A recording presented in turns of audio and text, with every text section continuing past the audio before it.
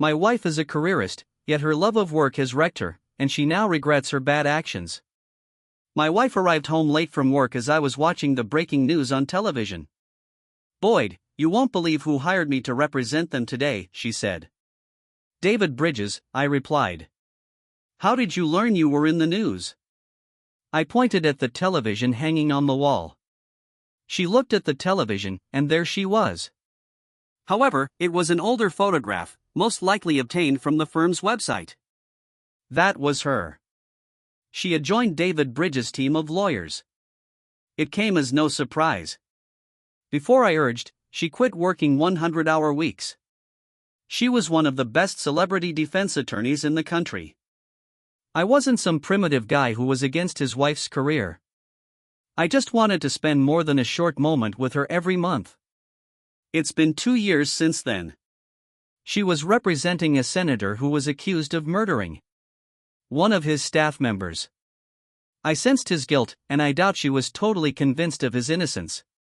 Nonetheless, she meticulously analyzed every piece of evidence, looking for even the smallest clue to use in his defense.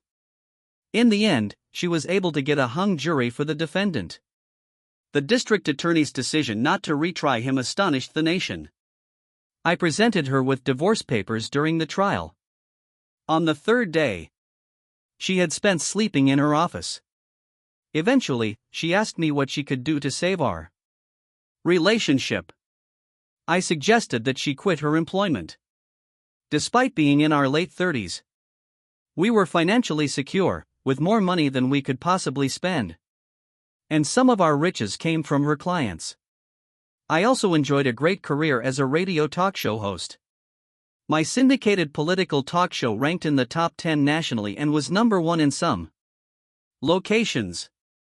She agreed to lower her workload to a consulting post and committed to starting a family alongside me, while she listened to the experts debate her client and the possibility of assisting in his exoneration. I cuddled our son, Mikey. The term "get him off" bothered me. It conveyed uncomfortable connotations. I never suspected her of infidelity. She cherished her reputation too much to have extramarital affairs, and she avoided any behaviors that could ruin her image. My issue was not her loyalty, but her unwavering commitment to her work. My thoughts were noticeably bereft of the assumption that her love for me would keep her from straying. I was positive she cared about me, but her primary interest was her career. Her consulting career made her a popular guest on TV discussion shows where she provided legal insight. She used to appear on television every day, delighting in the spotlight. "Are you upset?" she inquired during the commercial breaks. "What are your thoughts?" I complained. "Mikey has to be changed, taking our youngster to his room." I left her unsure how to respond, which suited me perfectly. I enjoyed keeping her off balance. She lived on control, and I enjoyed disturbing her routine. She followed me, hoping to reassure. "It will not be as previously. I'm not the team's leader, but rather one of its members." I responded, non-committal. He concentrated his attention on Mikey. "Here you go, little man. All are clean and dry." Mikey giggled as I teased him, which made me smile. I blew a raspberry on his round tummy, which elicited even more laughing from him. "Boyd, it's only a tax evasion case. They only need my help in picking the jury." "Oh sure," I said as I moved by her and back into the family room. "You're overreacting," she said. "No, I do not think so," I responded in a childish manner. "This may be a huge opportunity for us, simply having a name recognition will not suffice." I interrupted after putting Mickey in his playpen. "What? Not us, Alicia. This is beneficial for you." "But I have a feeling it will be the end for us," she shouted. "That is ridiculous." I shook my head and picked up my keys from the credenza. "Your food is in the oven, keeping warm." I'm heading to the lounge. David Bridges, our former state governor, received a barrage of criticism after announcing his candidacy for the forthcoming presidential election. Allegations appeared accusing him of failing to disclose millions of dollars in alleged payments from a foreign corporation for unknown reasons on his tax filings. He was also indicted on election interference allegations related to his prior gubernatorial bid. The idea of his trial piqued my interest while I had qualms about my wife resuming to legal practice in the privacy of a sophisticated cigar bar near my studio. I sipped a Davidoff Churchill as fellow customers acknowledged me.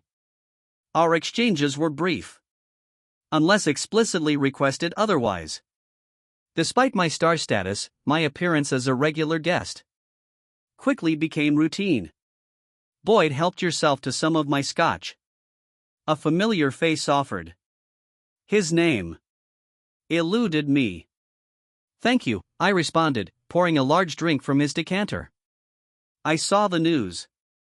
I thought you would need a heavy drink, he said. You're not wrong, I admitted. Raise an imagined toast before retiring to the quietest section of the room. I inhaled deeply, taking a long drag off my cigarette before gently exhaling. For a second, I wondered if my reaction had been excessive. However, I ultimately confirmed my conviction. I filed for divorce because of her rigorous work schedule during big cases. Only after she agreed to quit. Did I contemplate reconciling? I felt no shame for imposing that condition. She'd had a decade of professional achievement at the top levels, and I wanted to start a family while we still could. However, when she started another significant trial without informing me, it seemed like a betrayal I hadn't expected. Perhaps I might have agreed if she had asked for my opinion, but it seems improbable. Regardless, I wanted to be a part of the decision-making process. My focus switched to the TV across the room. Alicia appeared on the television again, beaming. I recognized the painting behind her and knew she was in our living room. I hoped she would start to cry. She devoured those hosts effectively, leading them to assume she had answered their questions without actually telling them what they thought. It was a demonstration of skill. Then one of the hosts, who happened to be a golfing companion of mine, asked, "Will your husband be refiling the divorce paperwork?" "Excuse me," Alicia exclaimed, taken aback. "As a condition of your husband abandoning the divorce proceedings against you, you agreed not to take on any more trial clients. This seems to be a breach of your agreement." I promptly texted him, "I owe you a bottle of Pappy Van Winkle for your surprise question. I can guarantee you that my hubby completely supports my work choices." She was visibly flustered, which I enjoyed. "No, he does not." I interjected openly, provoking laughs from people who knew Alicia as my wife. My phone vibrated a few moments later. "Boyd, I'm Dana Collins from The Times. Do you mind if I ask you some questions concerning your wife's recent actions?" "Hello, Dana. It has been too long. We should meet up for lunch sometime. Maybe even bring you back on the show." "That sounds wonderful. But how about the questions?" "Actually, I'd like to make a statement." Sure, I was caught off surprise and absolutely blindsided. That could easily be the headline for my story. "Is there anything else you would like to share? Perhaps some context?" As of now, she hasn't addressed those past issues. We're still happy together. "Thank you, Boyd. We'll chat soon." Dana was a popular rising star in the journalistic profession. I'd had her on my show several times, as a favor to her boss. We made a mutually advantageous deal. My phone rang again, so I silenced it. I knew I couldn't find serenity otherwise. The media sharks were circling, especially given that I was one of their own murderous cannibals. When I entered our bedroom, Later that night, Alicia said, "It will not be the same as before." She looked lovely in her floor-length black satin nightgown. The slit on the left side terminated mid-thigh, and the lace cups barely covered her pink areola.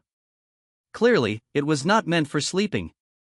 "It makes no difference whether it is the same or not," I said, attempting to escape my sight. "You understand what's at risk? It is different now. We have Mikey." I chuckled. "If you feel that having a son will stop me from desiring a career-oriented wife, you are mistaken. If you return to your previous habits, you're out." "Sweetheart, we're going too far." "I do not want to dispute, Alicia. The time to talk about this was before you accepted the job. We're now coping with the consequences. We'll be okay. You will see. Now get to bed. I want to show you how much I adore you."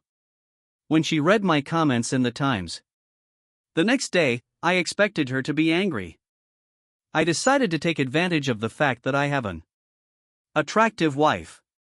While it was still feasible, we hugged and kissed before collapsing on the bed and making love. She managed to say, "I love you" before falling asleep. I wondered how she'd feel about me in the morning. "Damn it!" she yelled as I entered the kitchen the next morning, taking me by surprise. "You took me completely off guard." I interrupted her before she could finish. "I merely said the truth. You didn't need to spill the beans like whey," she exclaimed. I shrugged. "It's finished. Now. This will be the topic of the day." Buoyed by chuckling. For once, they'll be paying attention to something other than your customer. Her client had dominated the news for weeks prior to their indictment, and every day since then, I've given her a short kiss on the cheek and chose to grab coffee and breakfast on my way to work to avoid more conflict. I wondered how long it would take her to get back to her 16-hour workdays. "We're not finished talking about this," she yelled after me. I knew she was correct. I arrived to my studio to see commotion. A young college student handled the phones while a sound engineer, a tech specialist, and a producer assisted me. Unlike some anchors, I enjoyed conducting my own news research rather than depending on a crew. Good grief, Boyd. The phones are ringing incessantly today. I gave her a coffee and advised, "Turn off the ringer, Missy. Allow them to go to voicemail. And you can screen out the important calls for me." "Thank you, boss. This will make things easier." I walked into my office to find my producer already there. "Morning." Boyd. Rose inquired about your well-being. "Perfectly fine." "Rosie, what is the plan for today?" The Bridges story is difficult to avoid, especially now that you're drawn into it. I am not. Drag it inside. She is my wife. The disparity remains the same. Let's invite Dana Collins on the show. We'll talk about it, and I'll follow her lead with remark. But make it obvious that this is not an interview. I noticed her piece this morning. She seems to have a personal vengeance against your wife. I chuckled. No, she has a special spot for me. I overheard her gossiping once. I use it to my advantage. Boyd, don't play with her emotions. I assumed this metropolis would have chewed her up and spit her out by now. Don't overlook a farmer's daughter. She's as tough as nails. All right. I'll contact her and set things up. Thank you, Rose. Also, see if Dan Naranja can join. I loved what he did to my wife on his show last night. Having contacts is really beneficial. Okay, Boyd, you'll be on air in 5, 4, 3, and 2. Rose motioned towards me as the on-air sign lighted. Good afternoon, listeners. I'm Boyd Baxter.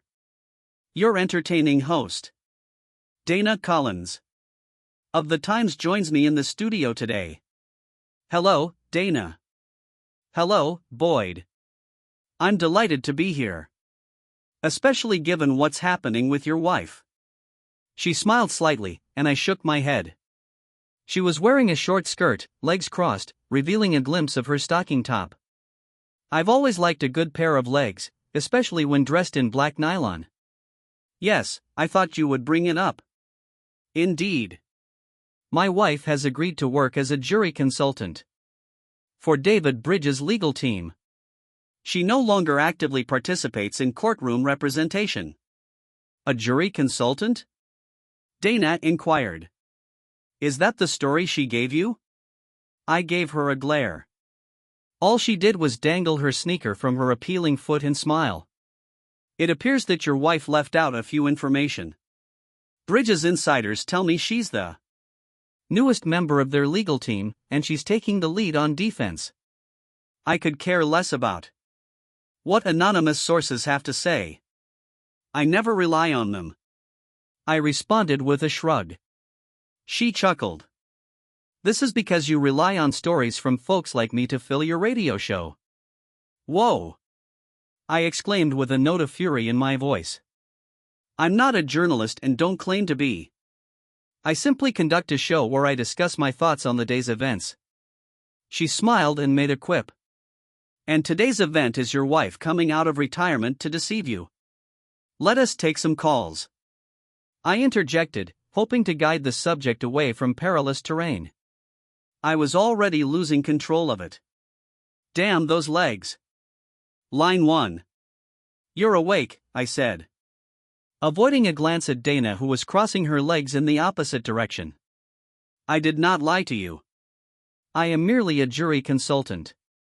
My wife's defensive voice came over the speakers.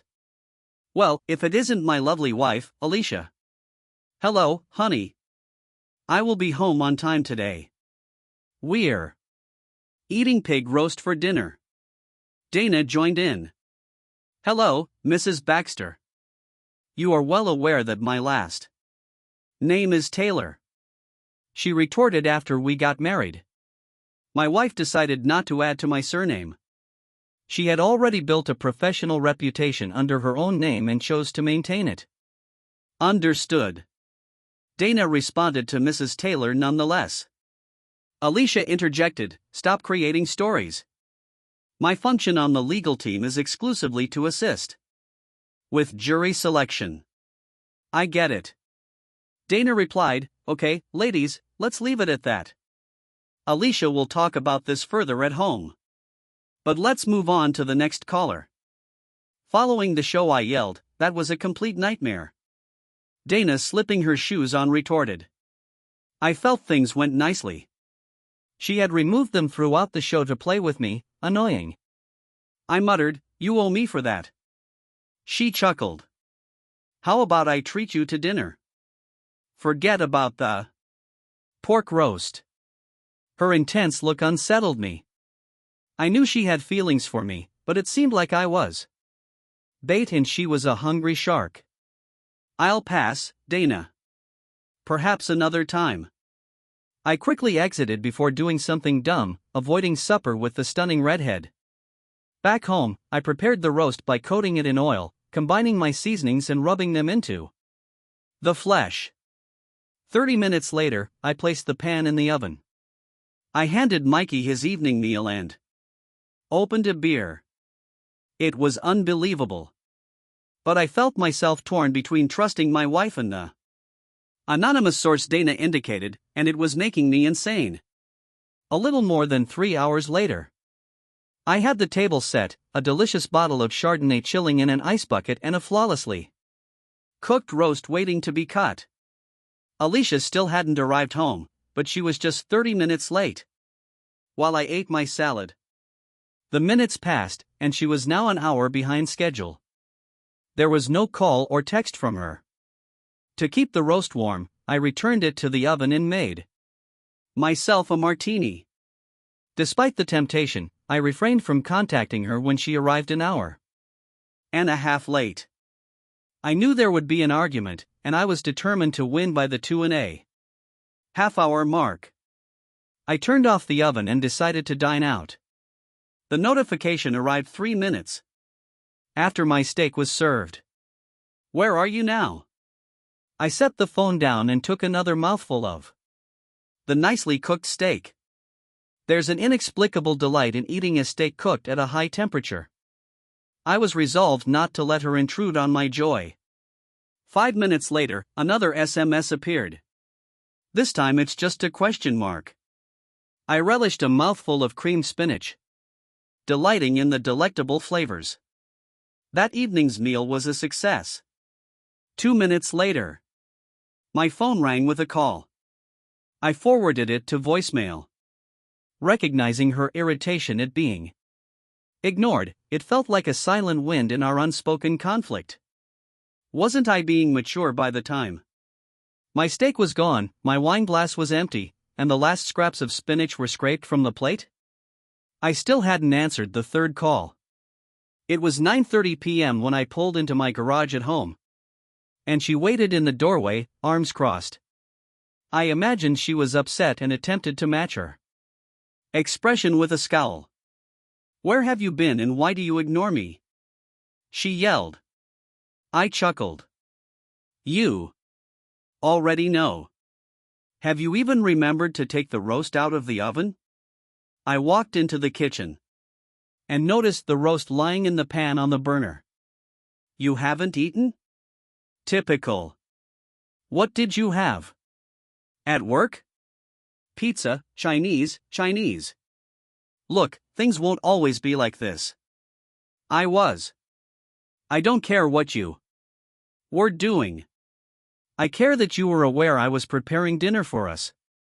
And you did not call to let me know you would be working late. I apologize. You know how frantic things got when she halted. I replied. Yes, I understand how it goes. I filed for divorce over that, remember? You always forget that you have a husband waiting at home, except that now there is also a child at home. Did you even realize Mikey wasn't here? I figured he was with you. Wait, where is he? Now you realize you're a bad wife when you're on a case and it turns out you're a bad mother as well. She slapped me. I massaged my cheek and left the kitchen. Buoyed. Wait, I apologize. I continued walking and exited through the front doors. She started calling for me as I walked across our lawn to my neighbor's house. She was watching after Mikey for me. He was resting well in the playpen. She'd set up in her living room for her youngster, not moving. As I took him back to my house, Alicia remained mute and put out her arms silently pleading for Mikey. It is unfair. You should have told me he was next door. I could have spent some time with him when he was awake. Indeed, it is unfair. However, there is also the issue of you not informing me when you will be home. I was upset with you. When I called into your show, you and that woman treated me disrespectfully. Speaking of which, please do not refer to my show as such. I loathe surprises. Therefore, we should always be on the same page. After all, we are supposed to be husband and wife. She lied, Boyd. I am not the case's principal investigator. Only time will tell. Right? I am going to bed. Ever heard of James Anderson? Dana questioned the next afternoon. She stopped me in the parking garage as I was heading to my car after the show. I felt like I was in a scene from All the President's Men. No. Should I have? I replied. He is widely regarded as the best behavior analyst in the country. He has been involved in almost every high-profile jury trial in the last 3 years. And, according to my insider, David Bridges recently hired him as a jury consultant. So, what is your wife's part in all this? Dana, what is your point of view here? Seriously, are you attempting to foment division between me and my wife? She shrugged and retorted. I am only asking inquiries, Boyd. It is part of my job. Then find someone else to ask and leave that out of your damn story. I unlocked my car door, climbed in, and mistakenly slammed it shut, hurting my shoulder and yelping in pain. Really slick.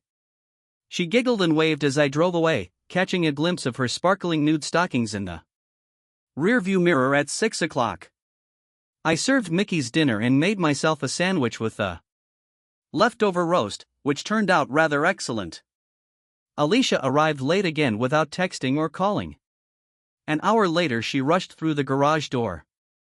I apologized. I got caught up and was unable to reach out. When exactly did you catch up? I inquired. What do you mean? I mean, you were not physically restrained, correct?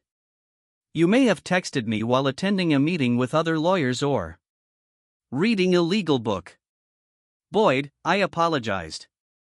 Apology. Alicia, these aren't enough this time. You should spend time with your son before I put him to bed. Disappointed. I left the room and went to my basement. Man caves. We expected Alicia to follow Mikey, but she didn't. I was looking forward to the clash.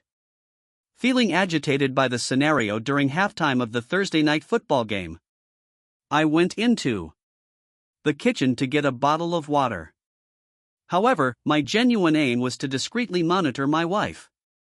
I discovered her eating ice cream and looking at something on her tablet. She noticed my presence and looked up.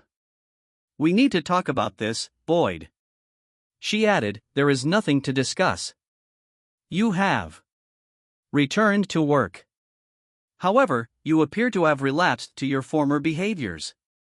Frankly, if you're not misleading me, your main focus should be jury selection, preparation.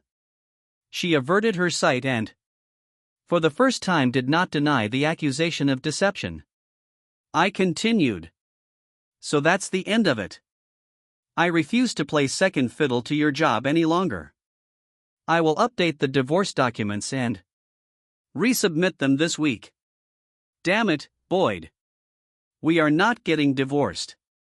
I keep promising you that. This time will be different. Sure. 2 days into your new work, you're already late and not phoning in. It feels like déjà vu to me. It's only the beginning. Trust me. Things will change. I have a lot of catching up to do on this case. Catching up on what? You are meant to be guiding them. On jury selection. You don't understand, Boyd. There's a lot more involved than you realize. Yes, anything. I turned and walked away. She rushed in front of me and placed her hand on my chest. I swear it will not be like previously. Prove it. She grabbed me into a hug. Tears were flowing down her face. Despite my better judgment, I decided to give her another chance. It lasted for 3 days. On a sunny Sunday morning, I was playing peekaboo with Mickey when she entered the room. I need to go to the office for a few hours. I will be back by noon. What about our typical routine of church and breakfast?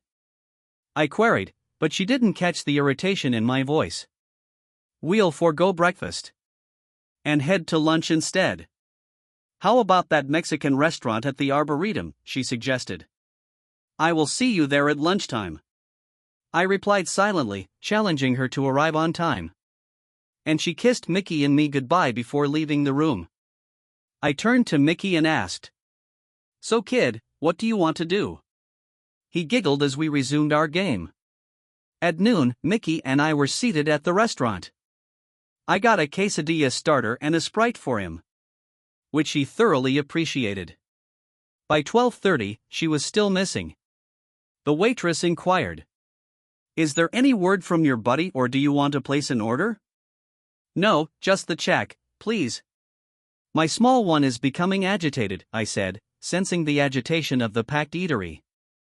The waitress rubbed my shoulder sympathetically, saying, "I understand how difficult it is to deal with restless children. I have 3 of my own." My phone rang while she walked away, but I ignored Alicia's call. Instead, she texted, "I am on my way.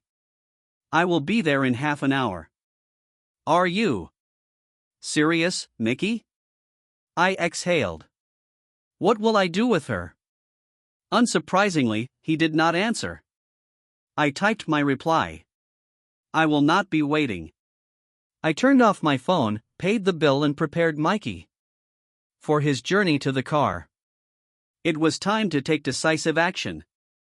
I couldn't continue to let her lie and oppress me.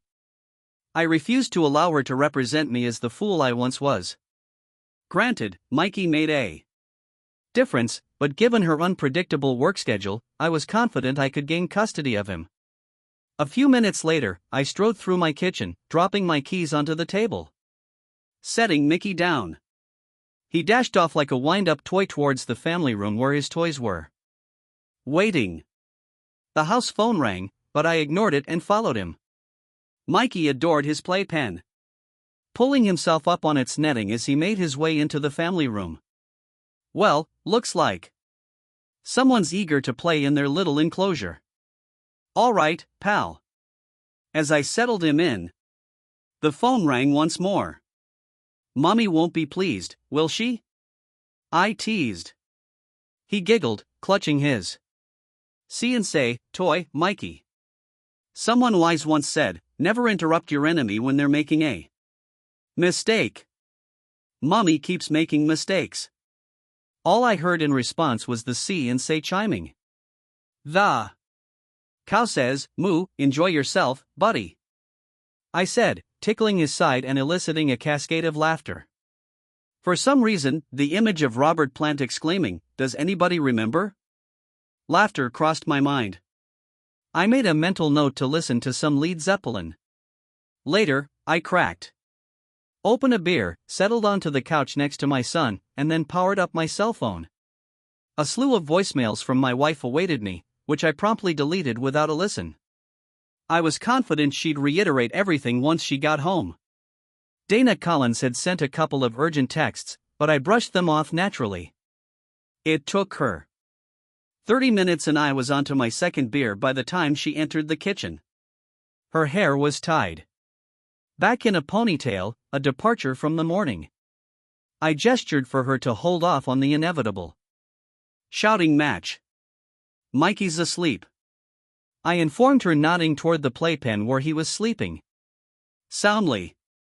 "He should be in his crib," she remarked, and I concurred, allowing her to escort him to his room. Meanwhile, I slipped into my car and drove off to the cigar lounge. Yeah, I know. Some might say I was avoiding the confrontation but to me, it felt pointless. My marriage was essentially over. She had prioritized work over our family. As I sat facing away from the door, engrossed in an article about bridges, a voice startled me from behind. "You're not difficult to track down, boy." If I were evading detection, Dana, I wouldn't be sitting here. She positioned herself in front of me, settling into one of the leather chairs across a small table. "Have you tried this one?"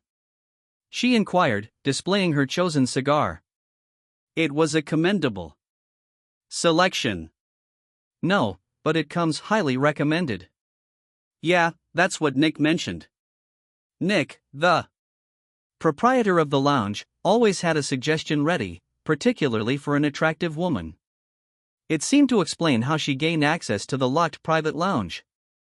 Dana borrowed my lighter and caught me glancing at her legs unusually bare. They still retained their allure. It seemed she had recently applied lotion as they gleamed with a moist sheen. "You're too predictable, Boyd," she teased, crossing her legs in the opposite direction. I took a slow drag from my cigar and impolitely exhaled the smoke in her direction. "What's on your mind, Dana?" "I'm trying to unwind here." She briefly frowned, her eyes betraying a hint of sadness before she spoke. I have some troubling news. This will be tomorrow's front page headline. But I wanted to inform you personally before things go south. She pushed her phone across the table with a smirk as I glanced down her blouse. What should I be searching for? The videos. Ready? Just take a peek. She took a drag from her cigar, then coughed. My laughter halted midway when I played the video on her phone. It showed my wife and David Bridges kissing in an office. I threw the phone onto the table and leaned back. I'm sorry, Boyd. Truly. But there's more. Why? Apologize? You've got the scoop of the year. And when did you start caring about collateral damage? It's never hit this close to home before. She murmured. I exhaled. Do you know what's the worst part of all this? She shook her head. And I fought back tears, forcing myself to look away. That jerk didn't even take a week to seduce her. He's also having affairs with the other two women on his legal team. I shrugged and took another drag as if it matters. I was headed for divorce. Anyway, this just seals the deal. A smirk crossed Dana's face then vanished. She seemed to relish the demise of my marriage, probably thinking it positioned her to swoop in and console me. Send me that video, please. I can't, Boyd. The story isn't screw your story. I yelled, slamming my hand on the table. This is about my damn marriage. I rose, offering a silent apology to the few men in the room. Fine. She relented without a fight. Just don't make it public. I scoffed. I walked to my locker, grabbed a bottle of Macallan 25-year-old single malt. If ever there was a time for a drink, it was now. I filled 2 generous glasses and settled back into my seat. Dana helped herself to one without asking, and I relit my cigar. Thanks, she murmured after a sip. Her attempt to conceal her grimace betrayed her lack of familiarity with scotch. I honestly never thought she'd betray me like that. I always believed she valued her reputation too much to take such a risk. It's him, you know? He's notorious for chasing after women. We just couldn't gather concrete evidence. No, it's on her, sleeping with him in his office. Within a week, she was seeking it out. How did you manage to obtain that video? Well, it's a felony to install a camera like that. So let's just say it wasn't me. Okay, let's call it an anonymous source and leave it at that. Her grin contradicted her words, but I decided not to pursue the matter. Sure, whatever. I powered on my phone to upload the video to the cloud and received a text from Alicia. You need to come home so we can talk.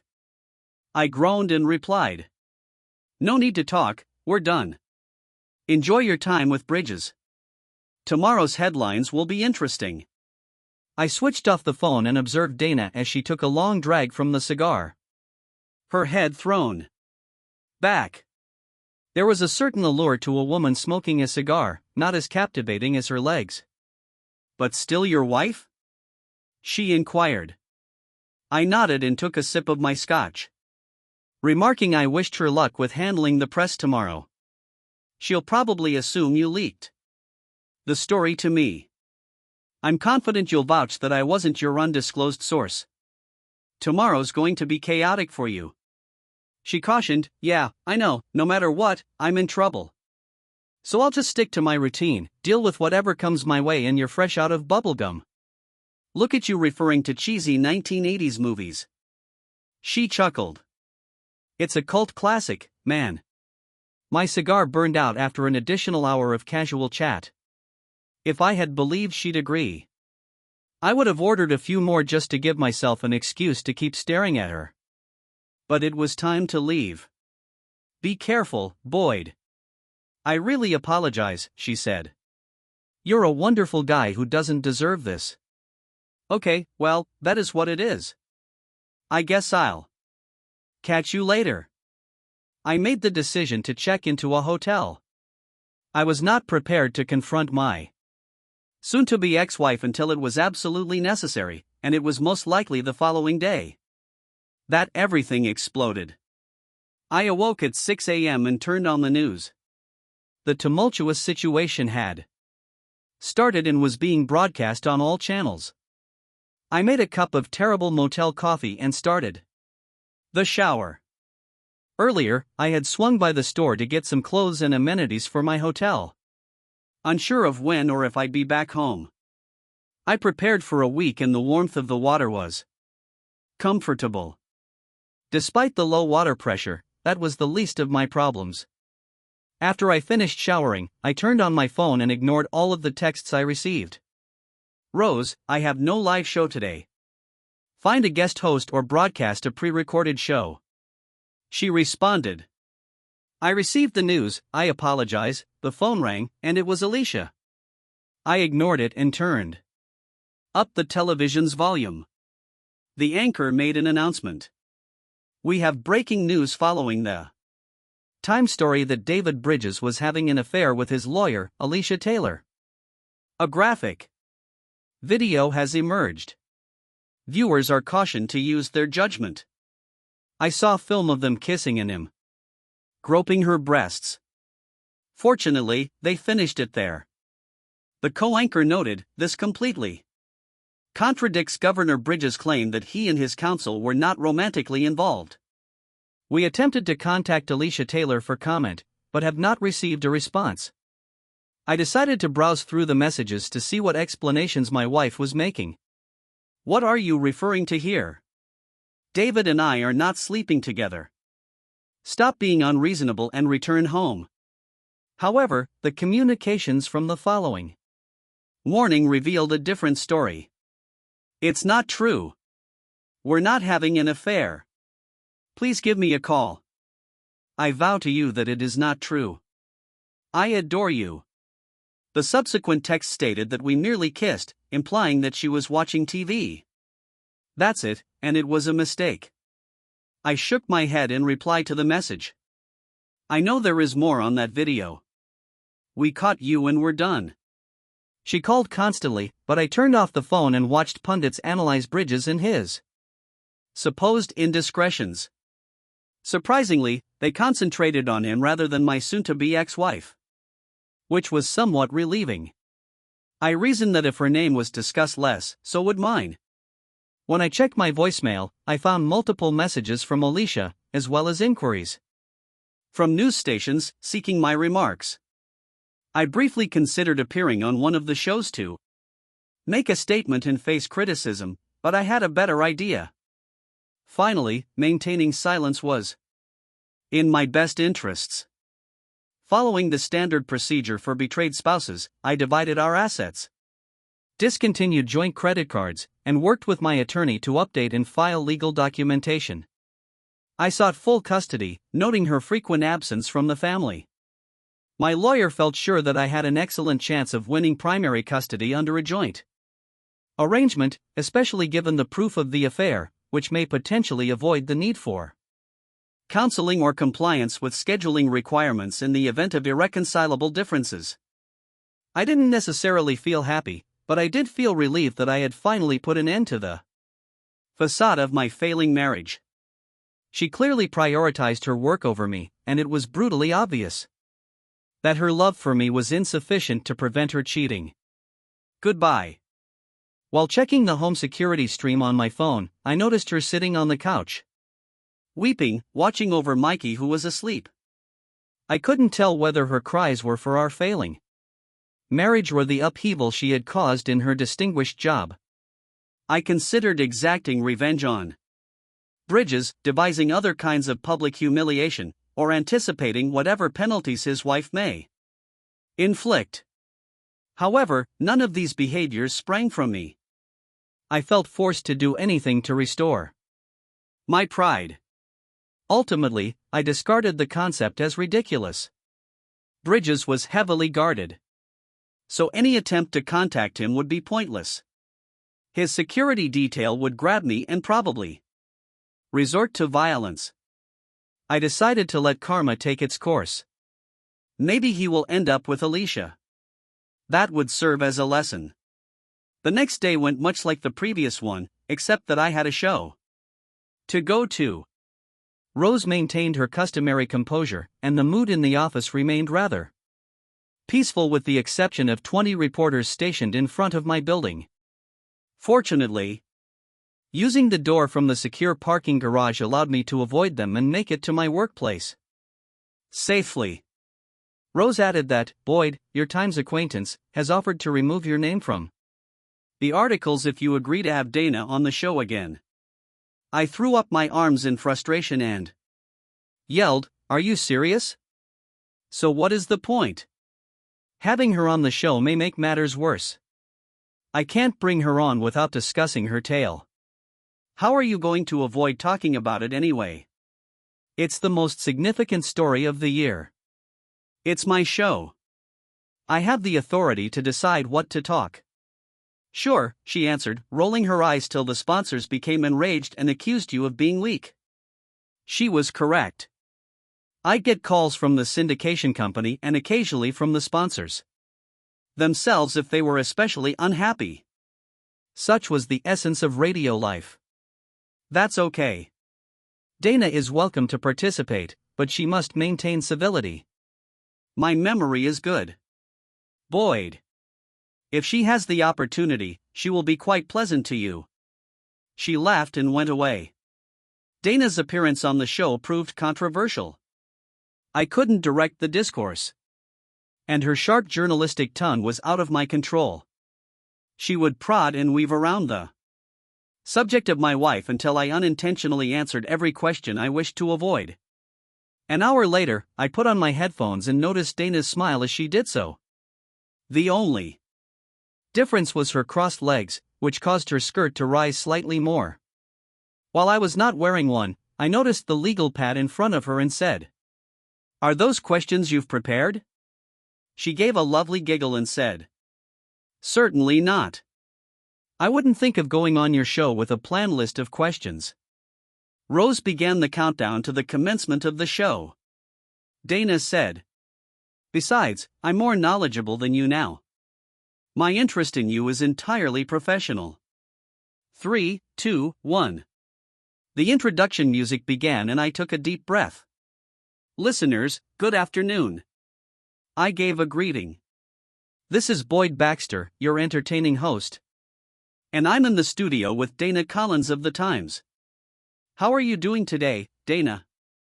We are doing fine. Thanks for inviting me, Boyd. The pleasure is solely mine. So as always, Congress appears to be in disarray. Can you provide some insight on our political representatives' recent shenanigans as they struggle to pass a budget? The situation stays unchanged. Defense advocates emphasize their own interests. Conservative factions want to decrease the budget significantly while progressive groupings want to increase funding. Meanwhile, moderates seek funds for their various projects. Consensus is elusive, similar to hectic traffic in Los Angeles. Dana, as the saying goes, the opposite of pro is con. Congress therefore is the polar antithesis of progress.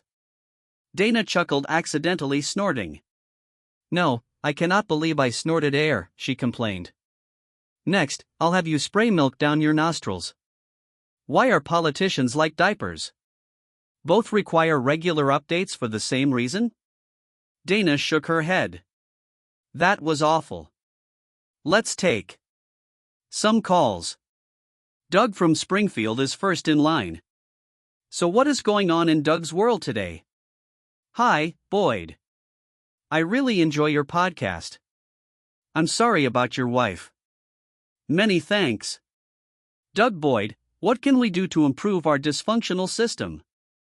Something needs to change in the swamp of Washington. Implement term limits and perform asset audits for lawmakers before and after their tenure. Doug, perhaps genuine progress can be made without the distraction of personal riches. Dana asked, Do you believe that is going to happen, Boyd? Nope. No, lawmaker from any party. will vote in favor of it. Some may claim to favor it, but they know it is unlikely to pass because it will not even be put to a vote. She agreed, pointing out that people like David Bridges believe they can do whatever they want. They consider themselves untouchable. I cringed at the mention of him, but didn't say anything. She carried on. They are hungry for power and money. They enjoy the admiration of their followers who eagerly agree with them and lavish them with praise. They advocate on moral high ground before getting involved in issues. It's repellent. Tell us exactly how you feel. I gave a giggle. I apologize if I struck a chord. She became softer. It is what it is. My wife is being unfaithful. What else can I do but lose money to her and the attorneys? A tiny smile appeared on her face and immediately faded. Anyway, this is about internet. Sex. Annie is from Long Island. Annie, what's on your mind? Boyd, I just adore it. When Miss Collins appears on your show, you two have a wonderful chemistry. I gave a giggle. I'm a versatile person. Annie, it's like a pinch of salt. I give compliments on everything. Dana rolled her eyes, but she couldn't stop smiling this time. Have you got any questions, Annie? Yes, it's a basic one. But it is for Miss Collins. Do you want to be a mother? Dana looked perplexed and raised her arms in the air. Annie, you asked an excellent question. Politics and my wife are uninteresting. So, Dana, what is your answer? And Annie, you can't tell, but Dana's face is red right now. I absolutely enjoy children. Dana responded by dodging the question, much like the politicians she reported on. Annie gave a chirp. You'd better. Boyd has that gorgeous little boy to consider. Okay, I interjected to end the call. Thank you for calling at any moment to take care of certain bills. We'll be right back. Oh my God. Dana let out an exclamation. This will be a fascinating day. I moaned. Rose gave us a double thumbs up as if it were great radio. It most likely was. I didn't feel especially good. 3 hours later, I made an announcement. We will see you all tomorrow.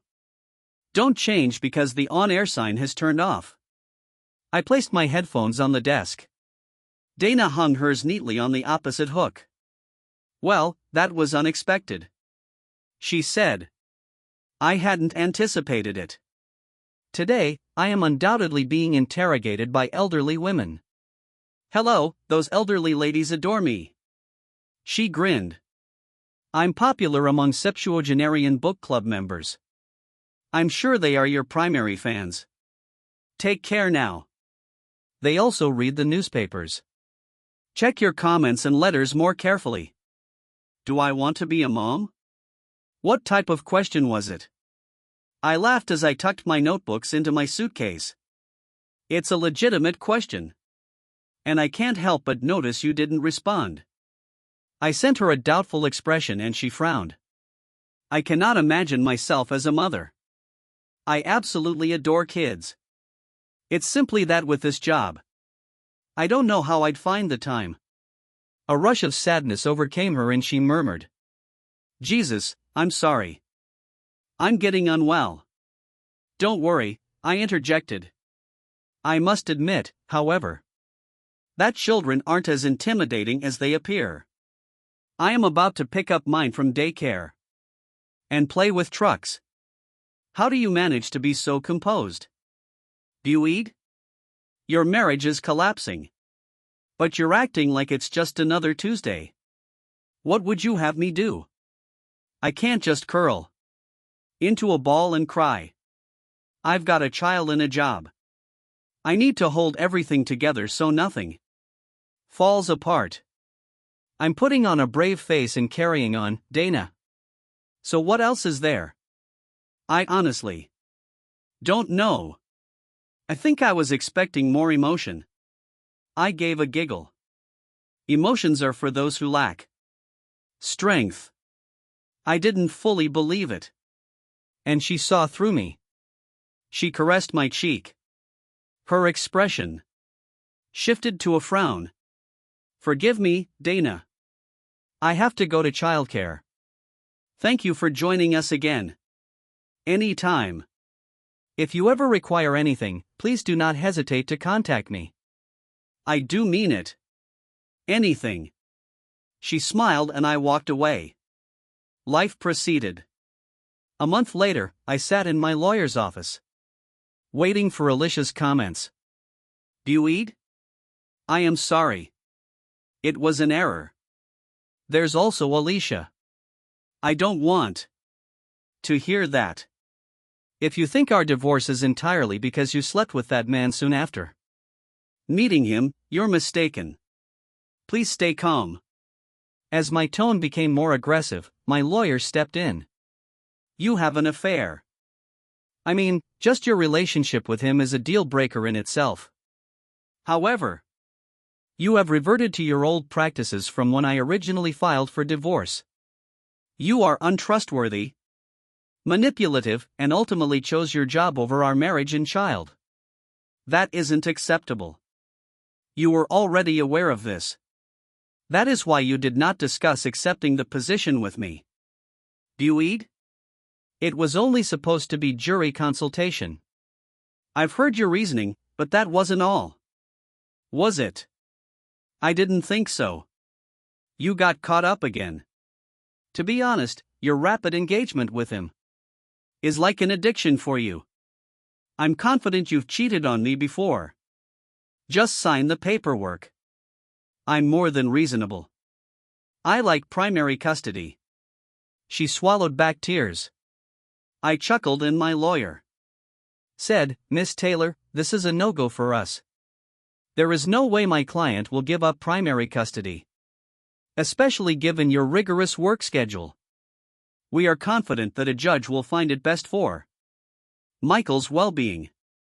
Damn, Alicia. According to my investigator, you've been working 14-hour shifts all week and haven't even asked to see Mikey since you moved out several weeks ago. Who are you? Trying to fool? She muttered, I love him. I am sure you do, but it appears that you enjoy your job more. You can see him whenever you like. I won't be unreasonable about it. Boy, I do love you. Truly? Yeah, you could have fooled me, sweetie. I left the office only to learn she had signed the paperwork. My marriage had ended. 6 months later, Alicia had Mikey for the weekend, so I found myself in the cigar lounge. Hello, Nicholas. I greeted as I approached the counter. How is it going? Boyd? Your box of Monte Cristo number has come. I stashed it in your locker. Thanks. Is today busy? Not just a few regulars and a new female member who has just been here a few times. Cool, see you later. After entering my code, I went into the VIP lounge. The aroma of cedar and lingering cigar smoke filled the air, calming me. I recognized the familiar people and not observing any women went to my locker to fetch my Cuban cigars. Hi, Boyd. It's been a long time since we last met. I grinned and took an extra cigar. Hi, Dana. I'm ready to try a Cuban today. I am going to close my locker. I presented her with the contraband. Thanks. She said, I've sort of been keeping an eye on you. You're not doing a good job. I chuckled as we sat down. I am not exactly elusive. You also have my telephone numbers. She scowled as she cut the end of cigar. I've been feeling a little anxious about it, lighting up with an expensive lighter from her bag. She burned the aged tobacco with caution. I chuckled and exhaled toward the orange halo at the foot of my cigar. What's got you all nervous? I inquired. I'd want to invite you to supper. She admitted. Come on now. I gave a giggle. The woman who used to flirt brazenly wearing short skirts, crossing her legs and dangling her heels to tease me, now worried about asking me to dinner. That is hard to believe. She shook her head. This is quite nerve-wracking. Many thanks. I nodded. Elated. I've not dated many folks. I was occupied. It was easy to tease you. I've never been shy about using my attractiveness to get what I want from men and on occasion women. I arched my brow in surprise. I didn't realize she was interested in women. Cut it out, perv. I am not attracted to women. Okay, she has the ability to read people's thoughts.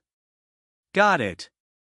Look, I'm taking a risk here and I don't want to get called out for it. That's okay. She released a column of white smoke, wondering, what's that mean? Yes, I'll join you for dinner. Really? She asked, dumbfounded. Seriously, do you think you're unattractive or something? I teased. No, I don't know. Like I said, I'm not used to dating much. That's okay. Let's finish these and head over to that little Italian place across the street. After dinner, we sat comfortably on my couch with a glass of wine when I inquired. So do you have time to date me now, or am I just a fleeting encounter for you? She chuckled. Haven't you heard? I'm no longer with the Times. I must have missed that. I replied. I'm on TV now. You know the show. You've appeared on it. It's me and a few other ladies on a couch with a couple of guys. Yes, I enjoy that show. It's like candy for those of us who appreciate legs. I remarked. She laughed. I suppose it can be, although I opted for pantsuits twice last week. In that case, I might have changed the channel. I joked. We shared a laugh and then she teasingly asked, so you're a fan of my legs? Don't pretend to be innocent. You know I love your legs. I retorted. What about my feet? She asked, turning around and placing her feet on my lap. I shrugged and put my glass of wine on the table. You're wearing jeans and socks today. Not your nicest outfit, I teased. I escorted her to my bedroom where she excused herself and went to the bathroom. I took the opportunity to check if there were any protective equipment in my drawer before getting ready. When I settled down on the bed, the room was dimly lit only by a table lamp. My excitement was palpable as I was looking forward to the appearance of a beautiful journalist. She and I indulged in a very cool moment. Will never leave my memory. It was great. After that, we were lying on the bed and I decided to gently hint to her that I wanted a relationship, but she apparently did not immediately understand, so I decided to answer directly. I mean, would you like this to become a regular thing? I'm currently accepting applications for a girl and so far you're the only one I have, she replied. I would love to. Now I have more free time and I'm ready to think about the long term. I'm ready to become a mom. Great, I said, but let's start with you becoming a stepmother, okay? I grinned and she slapped me lightly on the chest. I'm not cheating, she whispered. Me too, I confirmed, kissing her forehead again with this one. It seemed to me that I might have found a person for whom family is more important than work. Only time will tell. But half the joy lies in learning the unknown. After all, if we knew what the future held for us, life would be terribly boring. Here's the next story. When I 27 female was 20 years old, I was in a relationship. Friends with benefits situation with a guy now 40 male. It was messy, we were on and off for almost 5 years. He was always clear, he wasn't ready for a relationship, and I was always Clear that I was madly in love with him. Every time I got tired of the situation and wanted to leave, somehow he convinced me to stay because love is free. We have so much time together, he wasn't ready to commit. I asked advice to my sister, now 42 female, and she gave me some crappy advice. Like make him compromise, leave stuff at his place, and basically turn him into a boyfriend until it was too late for him to say no. I never managed to do that because I wanted him to love me as much as I loved him, not trap him. During the last night I spent at his place, he said he wanted to try something more serious with me, talked about some dates he planned, etc., only to ghost me forever. It was hard. This was the first person I loved and he treated me like crap. 6 months passed and my sister came home. We both live with our parents, saying she wanted to introduce her brand new boyfriend. She had had tons of boyfriends, but she said this was the one. It was a dinner only with my parents at her home, so I was excluded and expected to go out or chill in my room. The day came and while they were dining, I ordered a pizza. I came downstairs only to find the guy I was with 6 months prior dining with my parents and sister. I was shocked, but paid for my pizza and went to my room again to cry. After dinner was over, I confronted my sister in front of her parents and begged her to not be with him, to be loyal to me, her little sister. There was no way she didn't know who he was. I had showed her pictures of him, his social media, where he worked, and even knew where he lived.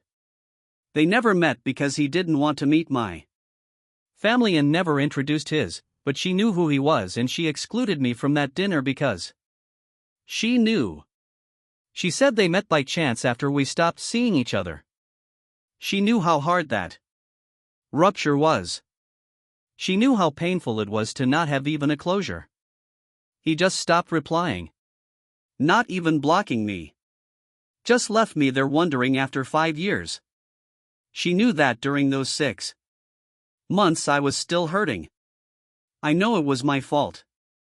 I was too naive and thought that if I stayed long enough, he would be ready for the relationship I wanted and would learn to love me.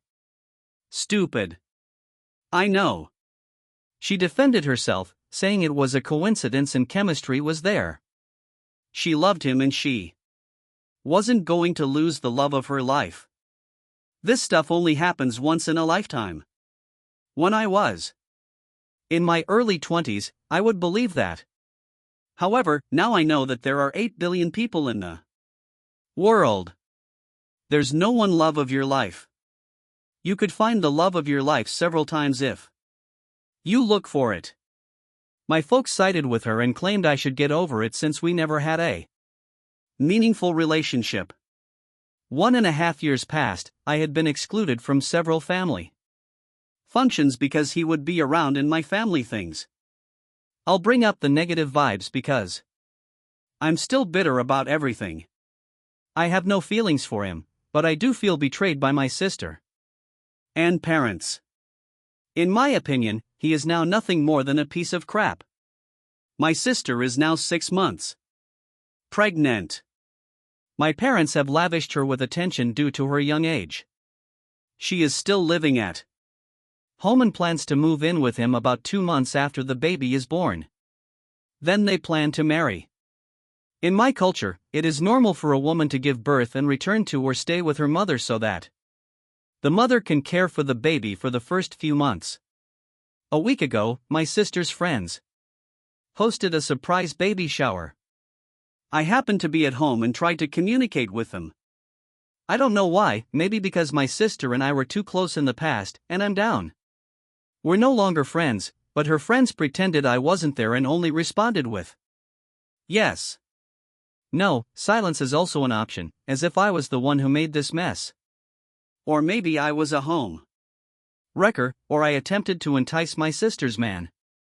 I had already planned on moving. I was trying to save money, etc. But after that, I went straight to a friend's house. I'm in the process of finding my own home. My parents called 2 days ago and asked me to talk. I went to their house.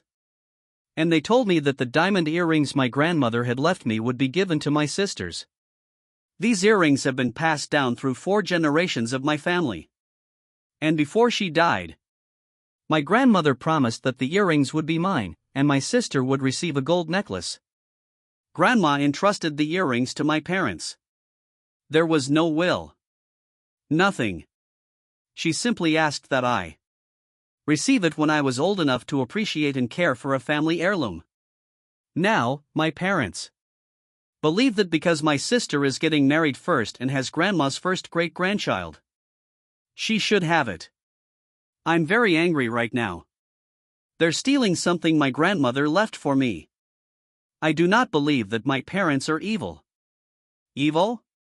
I believe they were concerned that my sister would not marry because of her age. Again, in my culture, a single woman in her 40s is cause for concern among her family. And now that she's starting a family, they want to reward her with everything. But I was closest to my grandmother.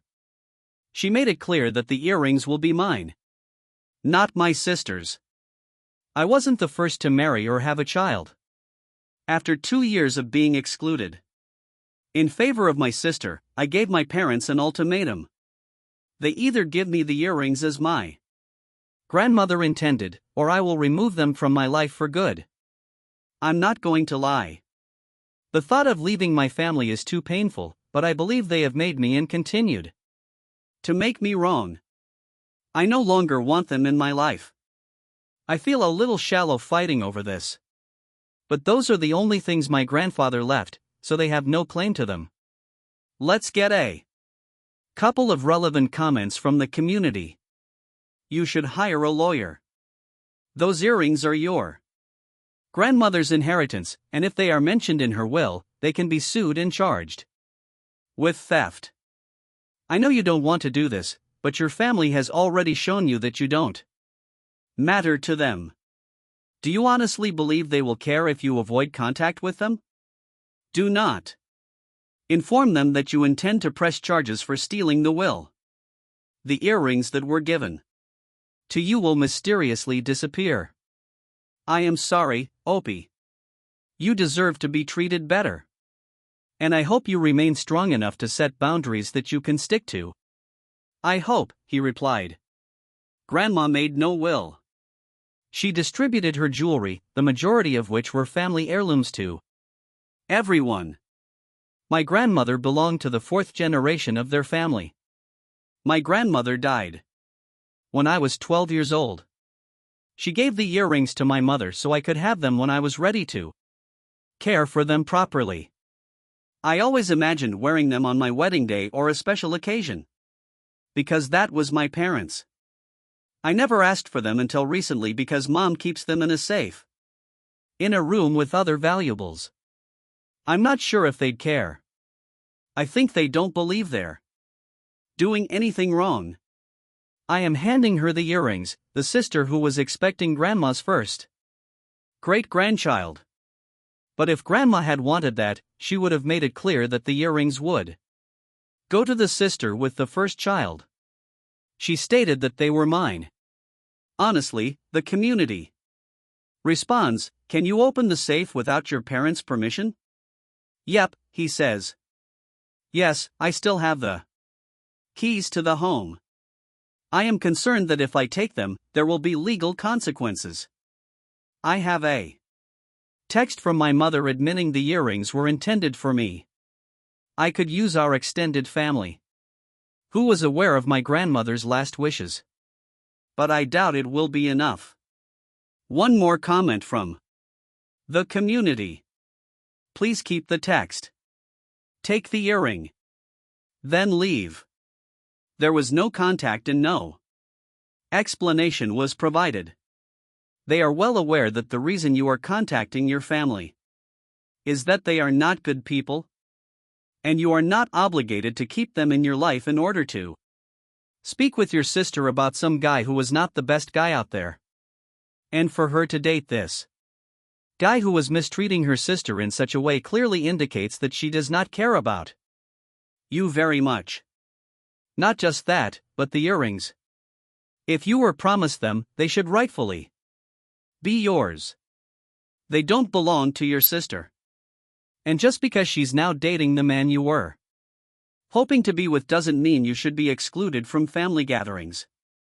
They appear to have already removed you from the situation. He does not appear to have much else for you to do. Update. Although this is 5 months old, I continue to receive messages asking for an update. Yes, I have the earrings. After I posted, I went to my parents' house, opened the safe, removed the earrings and left. Then I went back, told my parents that I needed time to process things and be myself and handed over the keys to their house. So I decided to leave for good. Mom shed some tears, saying she couldn't believe I was such a better person. She raised me in a better manner. I turned my back on my family for nothing. Finally, it was shameful that I would leave the family home without marrying or anything. So it was never about me or her feelings for me, but rather about social pressure to uphold an outmoded tradition. My father was very neutral, hugging me and wishing me luck. Nothing happened for 2 months and I had very little contact. My family has found a place to live, attempted to heal, have great fun decorating my new home. You're my usual stuff. Then everything occurred at once. My sister and mother never contacted me during that 2-month period. Only once a week my father texted me, asking how I was and wishing me well. Then my sister, boyfriend's future husband, who is also my ex, started following me on Instagram. I found it odd, but after all, he's my sister's boyfriend's father, my niece, my future brother-in-law, and my ex-friend with benefits. Then he started liking my stories, responding to them with heart emojis and looking good. It happened 3 times. Maybe when I received a voicemail from my mother calling me names for pursuing a man I knew was engaged. There was some kind of vengeance for my poor sister, whom I was causing so much stress. Her blood pressure was astronomically high. I was a careless femme fatale and she raised me better. Later I learned that a cousin of my sister's took her fiancé's cell phone and discovered several conversations with various women, including his attempts to contact me. So of course, she went to my mother, crying about me attempting to steal her fiancé. To be honest, it was all a mess. Less than a week later I received another voicemail from my mother asking where the F were the earrings she wore while caring for them and when she couldn't find them. I realized it was me. She said I was a thief. What a disgrace. They dishonored me and told me they no longer considered me family. They considered me dead, and if possible she will file a lawsuit against me for theft. I had no choice but to block her, my sister, and other family members who sided with them. My father later texted me to tell me that my mother had gone insane and that they would not pursue legal action. By the end of last month my cousin texted me to say that my sister had given birth to my niece. I know I should not have done it, but I did. I went to the hospital wearing my beautiful and fancy earrings and carrying a gift. Of course I was kicked out, but the experience was worthwhile. I have no plans to see them ever again. Well, maybe my father and cousin. There's a lot of gossip. Alternatively, that girl could have told me my sister is getting married in May, so she will live happily ever after, but I'm also having my best life right now. Thank you for taking the time to hear this story. If you enjoyed this essay, please like it and subscribe if you have not already. If you have a story to tell about your own or another person's situation, please do not hesitate to contact me. Please take care.